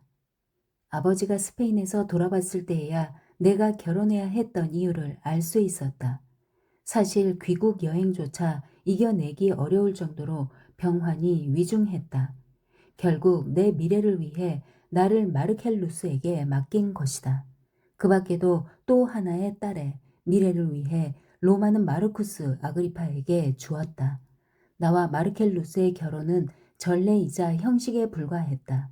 실제로 결혼 이후에도 마르켈루스는 내게 거의 손을 대지 않아 나는 처녀와 다를 바 없었다. 내가 여자가 된 것은 아버지가 아팠을 때였다. 그때 죽음의 절대적인 힘을 깨달았으며 그 냄새를 알고 존재를 느꼈기 때문이다. 나는 울었다. 비록 어릴 때밖에 보지 못했지만 아버지가 죽어가고 있었다. 그리하여 상실이 우리 삶의 일부라는 사실도 깨달았다. 누구에게도 전할 수 없는 깨달음이지만 그 기분을 마르켈 루스에게 전하려 했다. 그가 내 남편이고 아내는 그리해야 한다고 배웠기 때문이다. 그는 당혹스러운 표정으로 나를 보더니 이렇게 대꾸했다. 불행한 일이지만 로마는 상실감을 극복할 거야. 황제의 해안 덕분에 국정도 체계적으로 움직일 수 있어. 난 화가 났다. 남편이라는 인간이 이렇게 냉혹하다니? 그는 자신이 아버지의 권력을 이을 후계자라고 굳게 믿고 있었다. 난 언제든 그가 황제가 될 날을 예측해 보았다. 지금은 나도 안다. 그가 성정이 차갑고 야심이 컸다 해도 그건 그가 아는 유일한 삶의 방식이었기 때문이다. 그렇게 살도록 훈련을 받았기 때문이다. 아버지는 차츰 회복됐다. 다들 죽을 줄 알았기 때문에 사람들은 그가 신이기에 가능한 기적이며 따라서 지극히 당연한 일로 받아들였다. 주치의 안토니우스 무사가 최후의 수단을 시도했을 때 후일 그 치료법은 그의 이름을 따서 무사요법이라 불린다. 아버지의 장례 절차가 진행 중이었다. 그런데 아버지는 끝내 치료법으로 병을 이겨내고 천천히 회복하기 시작했다. 늦 여름쯤에는 체중도 회복하고 매일 집 뒤 안뜰에서 산책도 했다.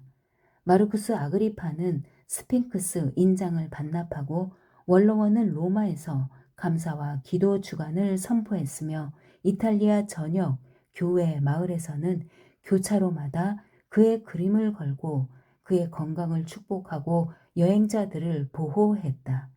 아버지가 건강을 완전히 회복할 때쯤 내 남편 마르켈 루스가 같은 증세로 드러누웠다. 2주일 동안 병세가 악화되자 마침내 안토니우스 무사가 무사요법을 처방했다. 그리고 다시 일주일, 황제의 회복을 축하하는 와중에 마르켈 루스는 세상을 떠났다. 나는 17살에 과부가 되었다. 9. 서한 서기전 22 발신 푸블리우스 베르길리우스 마로 수신 퀸투스 호라티우스 플라쿠스. 우리 친구 옥타비우스의 누님은 여전히 아들 일로 비탄에 잠겨있네. 세월이 유일한 약이건만 시간이 아무리 흘러도 고통을 줄여주지는 못하나 보이. 그런데 그녀의 영혼을 위로하고자 했던 내 보잘것없는 노력이 묘하게도 예기치 않은 결과를 낳은 것 같군 그래. 지난주 내가 조카의 죽음을 시로 만들었다는 사실을 알고 옥타비우스가 다시 로마로 불러들였네. 내 시를 직접 듣고 싶다는 말씀이셨지. 그래서 그 시는 아이네이아스를 위한 장시의 일부로 기획했다고 말씀을 드렸네. 황망하게도 지난번 그에게 다소 과하게 칭찬을 들었던 시라네. 아무튼 옥타비우스는 누님께 어느 정도 위로가 되리라 생각했던 모양일세. 물론 로마인들이 그렇게나 칭송했던 아들이니 그 시가 있는 한 로마인들의 마음속에 영원히 살아 있으리라 믿네. 그래서 옥타비우스는 누님을 낭송회에 부르고 행사 성격에 대해서도 설명해 주었어. 옥타비우스 저택엔 몇 사람 모이지 않았네. 옥타비우스 자신과 리비아, 영의 율리아, 맙소사 그렇게 젊고 아름다운 아가씨가 과부라니? 마에케나스와 테렌티아, 그리고 물론 옥타비아가 있었지. 그녀가 방 안에 들어오는데 흡사 걸어 다니는 시체 같았다네. 얼굴은 끔찍할 정도로 창백하고 눈 밑으로 깊은 그림자가 드리웠더군. 그래도 언제나처럼 침착했고 위로하는 사람들에게도 우아하고 사려 깊게 대했어. 우리는 한동안 차분하게 마르켈 루스를 추모했네. 아들과의 유쾌한 기억 때문인지 옥타비아도 한두 번 가볍게 미소를 짓더군. 그리고 마침내 옥타비우스가 나를 불러 시를 낭송해달라고 부탁했다네. 자네도 그 시를 알 걸세. 내 책 어디에 실린지도 알 터이니 편지에 싣지는 않겠네. 하지만 지금 상황에서 그 시에 어떤 잘못이 있었는지 모르겠지만 행사 자체는 감동적이었어. 한순간 마르켈 루스가 산자들 사이로 걸어오는 모습도 보고 그의 친구들과 동포들의 기억 속에 살아있는 것도 보았으니 왜 아니겠나? 내가 낭독을 끝냈을 때 정적이 온 방을 감쌌네. 이윽고 여기저기 사람들이 중얼거리기 시작했지. 나는 옥타비아를 보았네. 우리가 아들을 기리고 자랑스러워 한다는 사실을 알았으니 그녀도 조금은 위로를 받았으리라 믿었지. 하지만 그녀의 얼굴에는 슬픔 외에 그 어떤 위안도 보이지 않았다네. 솔직히 그 표정을 표현할 자신도 없군. 두 눈은 마치 머릿속 깊이 불길이 타오르듯 어두운 빛으로 이글거리고 입술은 이를 드러내며 웃었지만 그저 끔찍한 흉내에 불과했다네. 내가 보기에 그 표정은 증오 그 자체였어.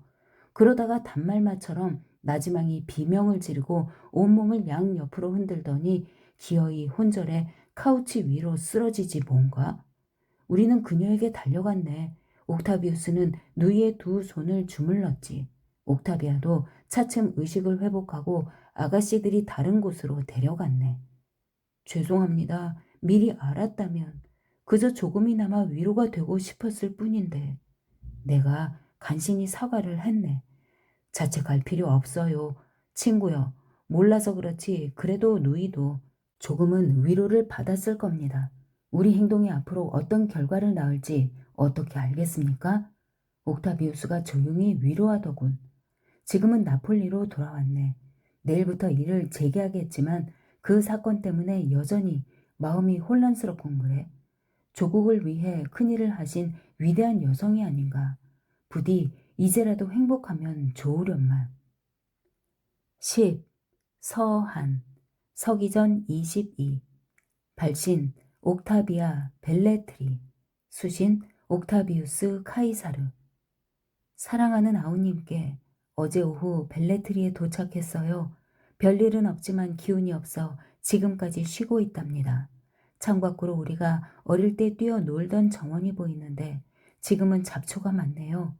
글쎄 나한테만 그렇게 보일지 모르겠지만 관목들은 대부분 겨울 바람에 쓰러지고 너도 밤나무도 가지를 칠 때가 된 모양이에요.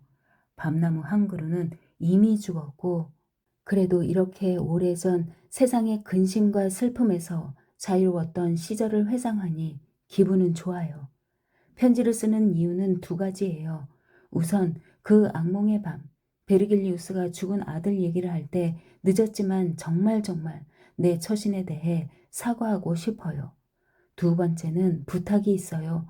다음에 베르겔리우스와 대화하거나 편지를 쓸 기회가 있으면 부디 나를 대신에 용서를 구해줘요. 그럴 생각은 없었지만 그분이 배은망덕한 행위라 생각할까 걱정이로군요. 그분은 선하고 친절하신 분이에요. 행여나 내가 그 반대로 생각한다는 오해를 하시지 않았으면 해요. 아무튼 그보다 더 큰 문제는 지금부터 하려는 부탁 건이랍니다. 이제 세상사에서 물러날 수 있도록 허락해줘요. 지금까지 너무도 오랫동안 그 속에서 살았으니 남은 생애를 조용하고 한적한 교회에서 지내고 싶답니다. 평생 가족과 조국이 요구하는 대로 의무를 다했어요. 정말로 원치 않는 일이라 해도 기꺼이 시키는 대로 해왔답니다. 어릴 때부터 어머니의 가르침대로 기꺼이 가문의 의무를 다했어요. 어머니 사후엔 어머니 대신 그 일들을 수행했고 율리우스 카이사르의 적들을 달랠 필요가 있다 해서 나를 포기하고 가이우스 클라우디우스 마르켈루스와 결혼했으며 그가 죽은 후엔 다시 마르쿠스 안토니우스의 아내가 되었죠. 그러면서도 황제의 누이로서 가족의 의무도 다했답니다. 마르쿠스 안토니우스가 파혼을 선언하고 동로마의 미래를 건 다음엔 그가 낳은 아이들을 내 자식처럼 키웠어요. 심지어 아우가 그렇게 애지중지하는 율리우스 안토니우스까지 말이에요. 그가 죽은 후에도 그와 클레오파트라 사이에 낳은 아이들을 돌봐주었죠. 동생의 부인들도 여동생처럼 챙겼어요. 첫째는 성격이 나빠 친절을 고깝게 받아들이고 둘째는 지나치게 야심이 큰 탓에 공동 명분을 대하는 내 의무를 믿지 못했지만 말이에요. 또한 이 몸으로 가족과 로마의 미래를 위해 5 아이를 낳았답니다. 이제 장남이자 독자 마르켈루스가 아우 휘하에서 싸우다가 죽었어요. 그의 여동생이자 사랑하는 둘째인 마르켈라는 동생의 정책 덕분에 위협을 받고 있죠. 15년 전, 아니 불과 10년 전만 해도 내 아이를 아우의 후계자로 키우면서 자부심을 느꼈지만 지금은 그 자부심조차 부질없음을 안답니다. 더 이상은 명예와 권력이 그럴 가치가 있다고 믿을 수가 없네요. 내 딸은 마르쿠스 아그리파와 결혼해 행복하게 살고 있어요. 내가 보기에도 그를 사랑하는 것 같더군요. 그도 내 딸을 좋아하고 동생이 둘의 이혼을 제안했지만 그 애가 불행한 이유는 이혼할 경우 권력과 특권을 잃기 때문이 아니에요. 바로 자신이 존중하고 사랑하는 남자를 빼앗기기 때문이랍니다. 아우님, 부디 날 이해해줘요. 아우의 결정을 거부하지는 않겠어요. 늘 옳으니까. 아우의 후계자이니 당연히 배우자든 부모든 동생의 딸과 관계가 있어야겠죠. 마르쿠스 아그리파는 동생의 친구와 측근 중에서도 제일 유능한 남자예요. 내 친구이자 사위이기도 하죠. 앞으로 어떻게 될지 모르겠지만 그래도 그는 끝까지 친구로 남을 거예요. 그러니 부디 역정내지 말고 내 부탁을 들어줘요. 이 이혼을 받아들이는 일로 향후 모든 공무에서 벗어나고 싶답니다. 그래요. 이혼을 허락할게요. 그러니 이제 로마의 집을 떠나 이곳 벨레트리에서 질리도록 책과 함께 살게 해줘요. 아우의 사랑을 거부하는 게 아니에요. 내 아이들을 포기하지도 않고 친구들을 멀리하지도 않을 겁니다. 하지만 그 끔찍한 저녁, 베르길리우스가 마르켈 루스의 시를 읽어주었을 때 그 기분은 내가 살아있는 한 영원히 남아있을 겁니다. 갑자기 생전 처음으로 동생이 살아야 하는 세상과 내가 오랫동안 보지도 못한 채 살아온 세상을 깨달았어요. 초라하고 미미하지만 사람이 사는 방법과 세상은 많고도 많답니다. 하지만 저 무관심의 신들한테 과연 어떤 차이가 있을까요? 아직은 아니지만 몇 년 후면 나 또한 다시 결혼하기 어려운 나이에 이르겠지요. 나한테 그 몇 년만 줘요. 아무리 늙는다 해도 결혼할 생각은 없어요. 결혼하지 못했다고 후회하지도 않을 겁니다. 아우도 알겠지만 우리가 결혼이라 부르는 세상은 속박의 세상이랍니다.